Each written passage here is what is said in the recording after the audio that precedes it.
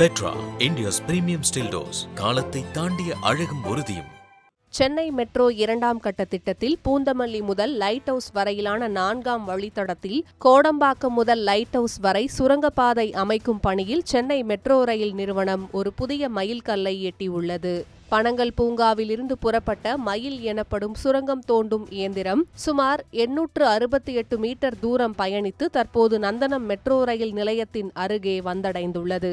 அடுத்த சில நாட்களில் தற்போது பயணிகள் பயன்பாட்டில் உள்ள முதல் கட்ட மெட்ரோ சுரங்கப்பாதைக்கு சரியாக அடியில் தரைமட்டத்திலிருந்து சுமார் 100 அடி ஆழத்தில் இந்த இயந்திரம் குறுக்காக சென்று புதிய சுரங்கத்தை தோண்ட உள்ளது.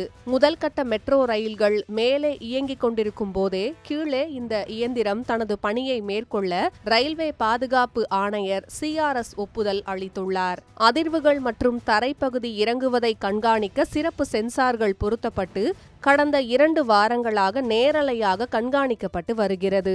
தற்போது வரை அதிர்வுகள் கட்டுப்பாட்டிற்குள் இருப்பதால் ரயில்களின் வேகத்தை குறைக்க வேண்டிய அவசியம் ஏற்படவில்லை என்றும் ரயில் சேவைகள் வழக்கம் போல தடையின்றி இயங்கும் என்றும் மெட்ரோ திட்ட இயக்குனர் அர்ஜுனன் தெரிவித்துள்ளார். ஒருவேளை அதிர்வுகள் அதிகரித்தால் மட்டுமே பாதுகாப்பு கருதி நந்தனம் நிலையத்தில் ரயில்களின் வேகம் தற்காலிகமாக குறைக்கப்படும். நந்தனம் சந்திப்பை கடக்க இந்த இயந்திரத்திற்கு சுமார் 2 வாரங்கள் ஆகும் நிலையில் அதன் பின் மணல் மற்றும் களிமண் நிறைந்த பகுதிகளில் துளையிட்டு இந்த ஆண்டின் டிசம்பர் மாதத்திற்குள் போட் கிளப் பகுதியை சென்றடையும் என்று எதிர்பார்க்கப்படுகிறது. இது சென்னை நகரின் உள்கட்டமைப்பில் மற்றொரு நவீன பொறியியல் அதிசயமாக பார்க்கப்படுகிறது.